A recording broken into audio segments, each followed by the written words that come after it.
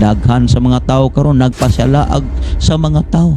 Ginamit ang pulong sa Dios, ginamit ang Biblia, ginamit ang mga hiwi nga pagtulunan. Gipasalaag nila ang mga tao sa kalibutan. Ang panahon sa una medyo sayon-sayon ra. Apan karon malisod nga panahon. Ug sa magkadugay ang panahon nga mohatod sa adus pagbalik ni Kristo, magkalisod pagyud ang panahon. Nganong nakalisod man unsa man? Tungod ni sa naiyas mga tao, dili basta-basta ang ilang mga batasan. Walay pagbatis, paghigugma, dili malukmay tigbutang-butang nga patayangon, mabangis, dili mahigugmaon sa maayo, mabudhion, madili-dalion, tigpaburot, mahigugmaon sa kalipayan, inay sa Dios unta Hinoon. Ang nakaparat pagyud, nagbaton sila sa dagway sa tinuohan, apan nagpanghimakak sa gahom niini. Kinsa may kawatan og lubi, di ba Kristiyano? Silingan na to. Musimba po na, panahon sa ting simba nila. Pero mawa ka, bisan imong kaldero, sakon pa silang balay, ilang kuhaon ka ibaligya atos junction. Unya ang numero 1 kawatan, Kristiyano ra ba po? Doon na po, relihiyon anang gikuptan.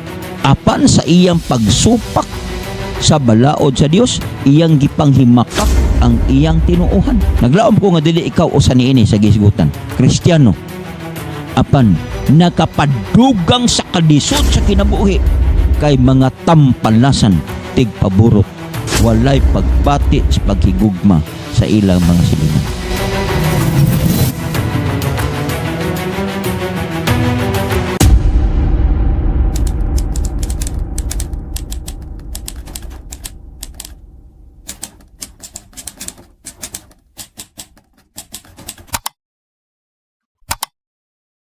Kumusta ka mong tanan? Welcome na usab sa laing hugna sa itong pagtuon karon. Naglawom ako nga ikaw ug asa ka, nakabaton kag kalipay karon kutloa sa dihang maminaw ka ug musud-ong ka ug musunod sa atong tulumanon karon. Okay? So sa di pa ako sa mohang hangyoon sa pagdungo sa ulos pagampo. Dios nga langiton ning gutloa samtang magatuon ka bisong pulong. Tagay kami kaalam kay balog nga langiton sa pagsabot ini. Or mahimo na mo ning giya sa pag-alagad na labing duol diha kanimo. Salamat o Diyos pagtubag sa pagampo. Amo ning gisalig ang tanan sa ngalan ni Jesus. Amen. Okay. Ang atong tun-an karon ang mga ilhanan ug ang pagbalik ni Jesus. Muna itong tun-an ha. Okay, standby. Unya naglaom ko nga makabaton kag kalipay samtang magtuon ta sa atong pagtuon karon. Unsa ang saad ni Jesus sa mahitungod sa iyang pag-anhi? Unsa iyang saad? Anawon na to. Juan 14:1 padung sa 3 mato pa niya, kinahanglan dili magkaguol ang inyong kasing-kasing, sumalig kamo kanako, sumalig usab kamo sa Dios. Ba? Klaro kayo. Kinahanglan dili magkaguol inyong kasing-kasing, sumalig kamo sa Dios, sumalig usab kamo kanako. Ayaw kaguol. Okay? Salig sa Dios, salig kang Hesus. Nagpadayon siya, kay sa balay sa ako nga mahan anay daghang puy-anan, kung dili pa moingon untaho kaninyo, moadto ako aron pag-andam og luna alang kaninyo. Unya, ug sa mihadto na ako makaandam og luna alang kaninyo, muanhi ako pag-usab og pagadawaton ko kamo nganhi uban kanako, kun diin gani kamo atwa usab kamo. Ang saad sa Dios mato pa niya, muanhi ko kay kuhaon mo nako, dadon mo nako sa puloy-anan nga akong giandam alang kaninyo. Ilabihan kanino siyang saad.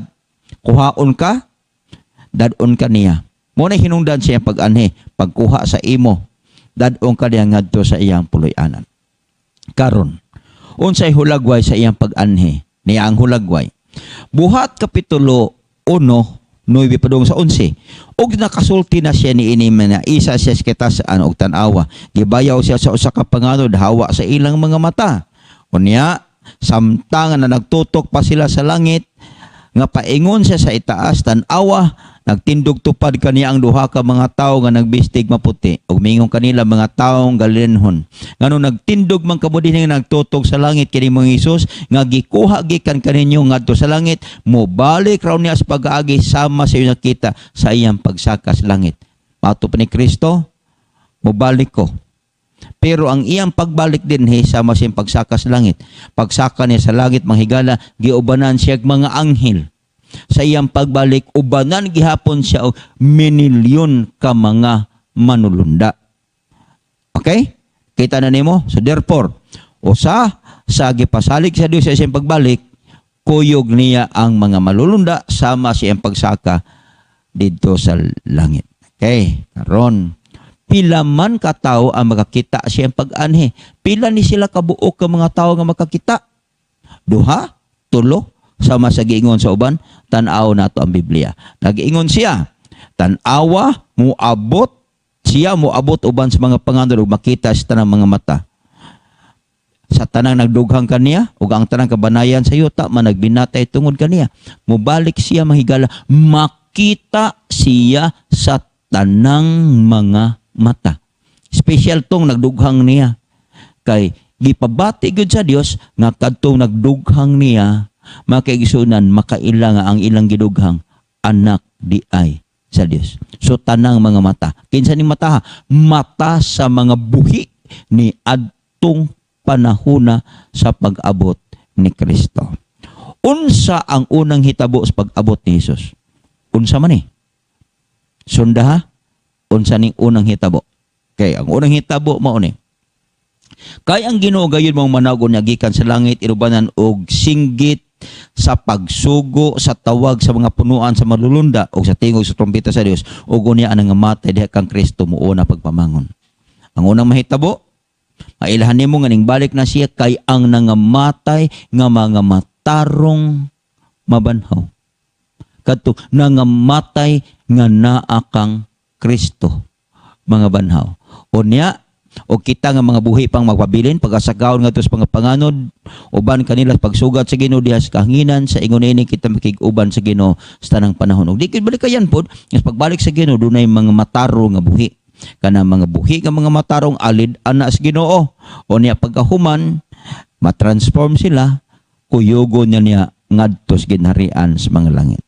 Sa pag-abot sa mga matarong sa langit unsay mahitabo? Simba ko ha, makaabot ka didto. Unsay mahitabo? Nag-ingon ang Mateo 8:11 og sultihan ko kamo nga daghanon niya ang mga bot gikan sa sidlakan ug sa kasadpan magalingkod tambong sa kang ano uban kang isa ka Jacob didto sa ginharian sa mga langit. Naay dako kayo nga kumbira. Welcome party na para sa imong pag-abot nimo. Ug ang ipakaon sa Dios nimo didto dili basta-basta ang mga bunga sa kahoy sa kinabuhi nga ni ining kalibutan na wala pa nimo masulay. Walay inom didto ha ana nga kumbira. Walay sumsuman didto sa giingon sa uban. Ang ipakaon sa Dios nimo didto ang bunga sa kahoy sa kinabuhi. Sa pag-adhen ni Jesus, unsay dangatan sa mga daotan? Di man gid balikayan, pagbalik ni Kristo na apoy mga daotan. Sama karon. Naida ka mga tao nga di mo tuos pulong sa Dios, di maminaw sa pulong sa Dios. Pero sultihig mga tinunto, mga binuang sa kinabuhi, may kay mo tuo. Sultihig pulong sa Dios, di gyud tuo. Kitawag na silang mga daotan. Bisan karon maghisgutan ni nangyam idiha, di maminaw.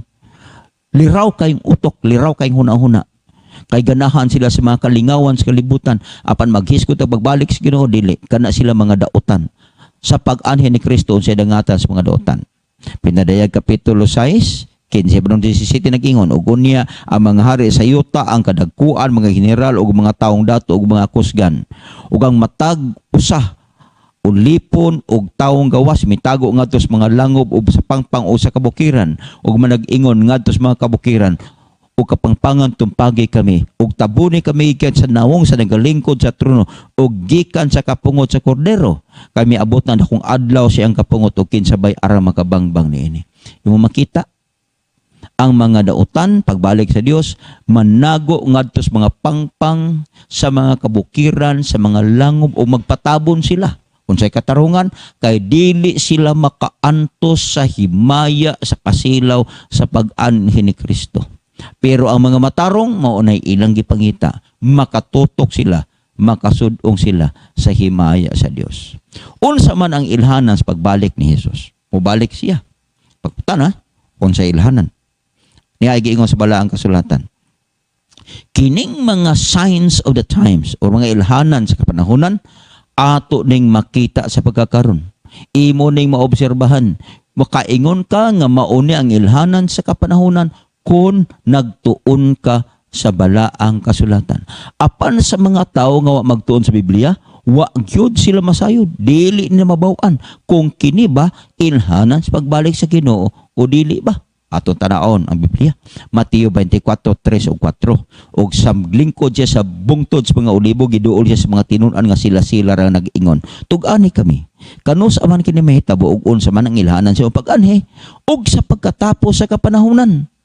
O kanila mitubag si Jesus nga nag-ingon, magbantay kamo nga walay magpaisalaag kaninyo. Ngano? Daghan sa mga tao karon nagpasalaag sa mga tao. Ginamit ang pulong sa Dios, ginamit ang Biblia, ginamit ang mga hiwi nga pagtulunan. Gipasalaag nila ang mga tao sa kalibutan. Ang 5 ug 6 nagpadayon siya, kay daghan unya ang mutungha dinalang ako ngalan nga magaingon ako mao ang Kristo ug daghan ang ilang paisalaagon. Daghan. Moingong Kristo. Padunggan mo na sa telebisyon. Makita ni mo angkon, ako mo ay Kristo, ako'y tag-iyas kalibutan, ang inyong kalag, ang inyo, ang tanan ako. Nag-angkon nga siya mo ay Kristo. Unya, ang nakaparat pa yun, kay daghan ang ilang may salag. O kanang mga tao nga nagtuo nga siya mo ay Kristo sa kalibutan, wa gid na sila magtuo nga sila nalimbungan o sila na isalaag. Sunod, nag-ingon siya, o makadungog kamo mga gubat, o dugo-dugo mahitungod sa gubat, magbantay kamo nga dili kamo makuyawan, kay kinahanglan kayo kini mahitabo, apan dili pa kinamo ay katapusan. Ang gubat, giingon sa balaang kasulatan, gutom, gubat, karot, bisan asa ka maadto, masinati sa mga tao sa kalibutan ang gubat. Daghan sa mga tao sa entero kalibutan karon nakasinati nining kagubot o kaguliyang tungod sa wa pag sinabtan nga mo resulta sa gubat. Pero sa Biblia, dili pa kini maoy katapusan. So kung naay gubat, makadungog ka na, makasudong ka na, makasaksi ka na, makasinati ka na, ilhana na sa pagbalik sa Dios. Apan, dili pa na maoy katapusan.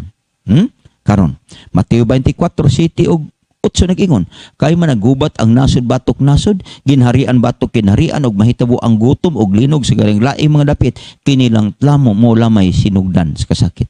Moabot ang gutom, gubat kadaghanan, basta moabot ganing gubat, do na gid nay gutom.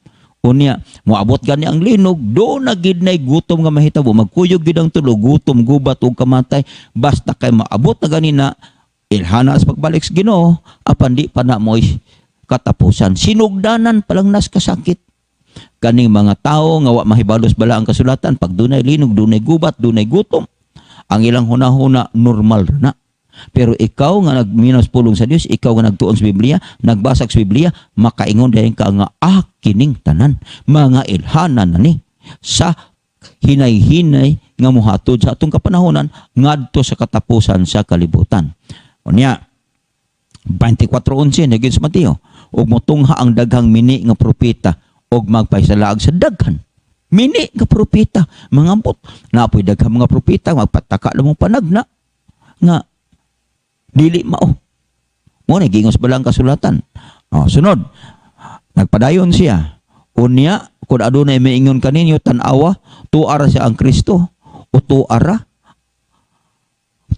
siya, ayaw gayod kamo pagtuo ni ini. Kung doon ay mga tuar ang Kristo, tuara siya, ayaw mo pagtuo ni ini. Nga naman, unsay gyud sa Biblia? Niya, kay motungha ang mini nga mga Kristo og ang mga mini nga propeta og magpakitag dagkong ilhanan og katingalahan aron pagpaisalaag kon mahimo bisan pa ang mga pinili. Hilabihan sila ka malinglahon kaning mga mini nga Kristo og mga mini nga propeta, kay bisan pa gani kanang mga pinili kung di pa gani magbantay, malaglag og malingla og mahisalaag pagyud sila.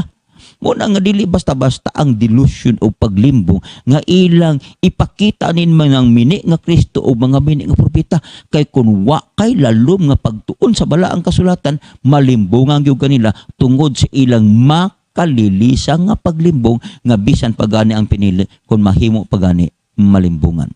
Busa kung sila magayong kaniyo tan-awa tuwa siya sa awaaw, ayaw guide ko pag adto didto. Una nga kung mo adto gani ka didto mga kaigsuonan, ma-brainwash kanila, malimbungan kanila, kung maminaw kanila, kung muadto kanila, o kung sila magingon tanawa tuwara siya sa sunod, sa lawak, ayaw gayod ko pagtuon hini, ngano di man kapatuhon, kay maingon nga ang kilat, magakilabikan sa sidlakan, o makita hangtod sa kasadpan, ingon man usab ni ini, ang pag-abot sa anak sa tao. Kung ingon ka nga naan ang Kristo, naa dito atong lugar, yan ang dapita, yan ang lawaka, ayaw tuo. Kaya yung Biblia, mo abot ang kilat, gikan sa silangan, padung sa kasadpan, ingon ana ang pag-abot sa tao.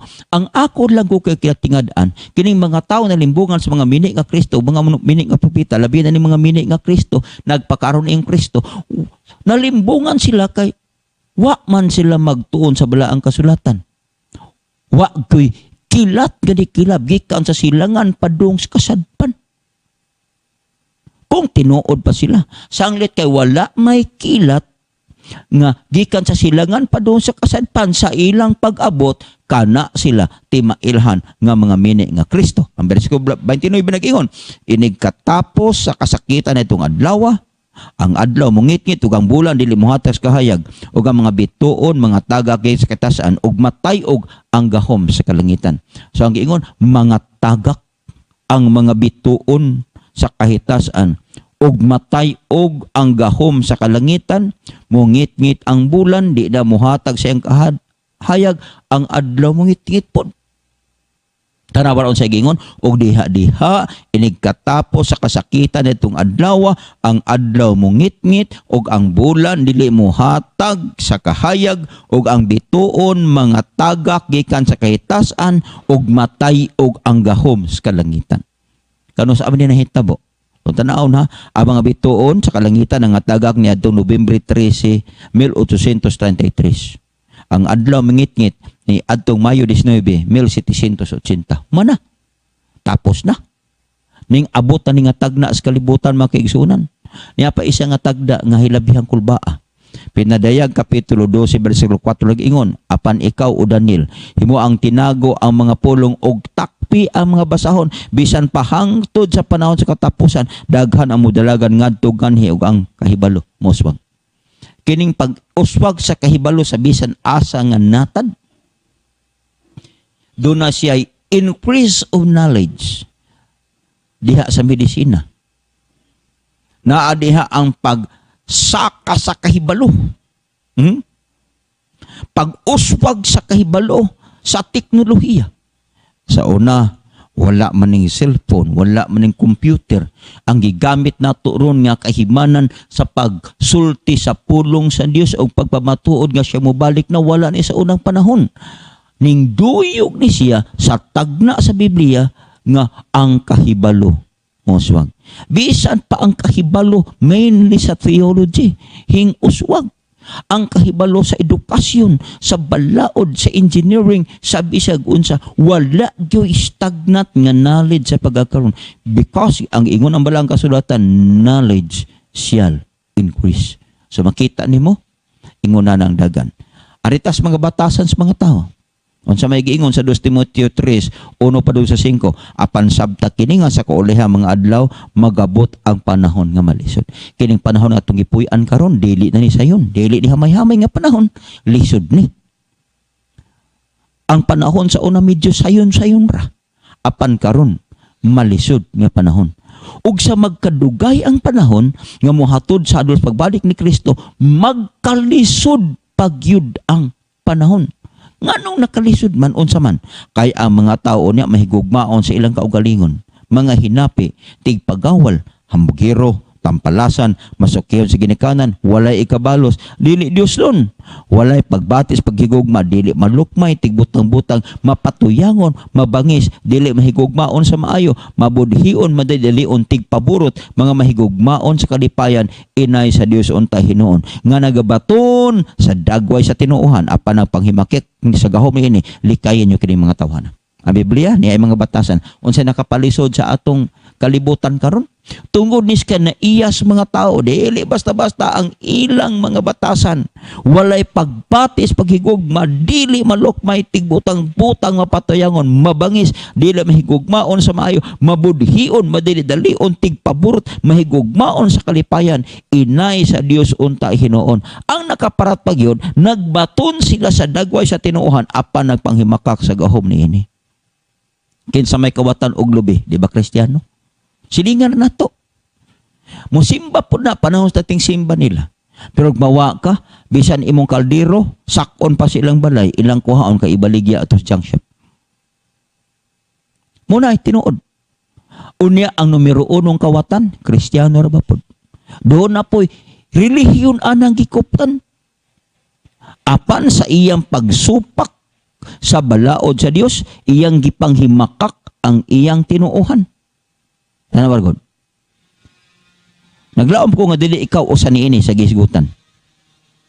Kristiyano, apan nakapadugang sa kalisod sa kinabuhi kay mga tampalasan, mahigugmaon sa salapi, mga hambugiro, tigpaburot, walay pagbati sa paghigugma sa ilang mga silingan. Ang katapusang ilhanan sa pagbalik sa Ginoo nga atong matun-an nga giun sa balaang kasulatan kini ay paminawa ni ug kining maayong balita mahitungod sa ginharian igawali ngadto sa tibuok kalibutan ingon sa pagpamatuod ngadto sa tanang kanasuran ug unya mo abot ang katapusan pagbalik na pud sa Ginoo. Ang ilhanan pagwalis maayong balita. Abi ninyo suginlan mo nako karon gigamit na sa teknolohiya sa media, social media in particular, internet, Facebook, Twitter, TikTok, gigamit na gina sa uban, kana na ang YouTube, gigamit na. Pagwalis may balita sa entero kalibutan. Ug ako kang ingnon mang kaigsuunan. Kining ilhanan na, nga iwali ang may balita sa tibuok kalibutan once kamo kaylap na gani. Ang pagwalis may balita, mahitungod sa ginharian ni Jesucristo, mo balik na ang kalibutan. Niya pa'y isa. Mateo 24:22 ug ang gidaghanon ni adto mga adlaw wala pa pakubsi, wala untay tawo maluwas. Apang ngatuod sa iya mga pinili, ang gidaghanon nitong adlaw iyan pagapakubsan. Kita ni ba tong adlaw ron? Dali kay mahuman ang tuig. Dali kay mahuman ang buwan. Dali kay mahuman ang adlaw. Dali kay mahuman ang oras. Sa unang panahon, dugay kay mo irog ang panahon. Apan karon makita mong hilabihan kapaspas mo dagan ang panahon. Gituyo na sa Dios. Aron nga mapakubsan kini, aron nga duna pay mga pinili nga maluwas. Ang pangutana, unsang oras mo abot si Jesus? Sang oras Tanawan Biblia. Sudo nga, basaha. Unsay gingon? Mateo 24:36. Apan mahitungod sa mong adlaw ug takna, walay usa nga nasayod. Bisan pang malulunda sa langit, bisan ang anak, gawa sa amahan lamang. Mga kaigsunan ang buot ani pasabot nga wala gitugutan sa amahan si Kristo sa pagsulti kanus matapos ang kalibutan aron dili ka magsalig. Kay daghan sa mga tao nga kung nahibalo sila nga mauning orasa maabot si Kristo, mualagad siya kanya 11 taon. Ang gusto sa Dios samtang buhi ka pa, samtang di pa siya maabot, alagad. Kay moabot siya stakna nga wala nimo dahuma. Unsa may ang kayong buhaton? Nga nasayran nato nga mobalik si Kristo ug ang mga ilhanan sa kalibutan. Paspas kay nga tuman. Gutom. Linog, dila na ko enumerate na, kaya nahibaw ka. Makaliin sa ang linod ato sinatian. Bagyo, kalamidad, pagkakunhod sa ekonomiya, batasan sa mga tao sa kalibutan, ang pagsulbong sa teknolohiya, ilanan sa pagbalik sa Ginoo. Kung siya itong buhaton, kining tanan nga tuman na. Kung siya angay buhaton, Mateo 24, 42 o 44 ang ingon, busa pagtukaw kamo, kay wala kamo hibalog, unsang adlaw buot inyong Ginoo. Busa, usab kamo kinahanglan mangandam, kayang anak sa tao, moabot sa takna nga wala nimo dahuma. Put pasabot, magpukaw, magmaigmat, magbantay.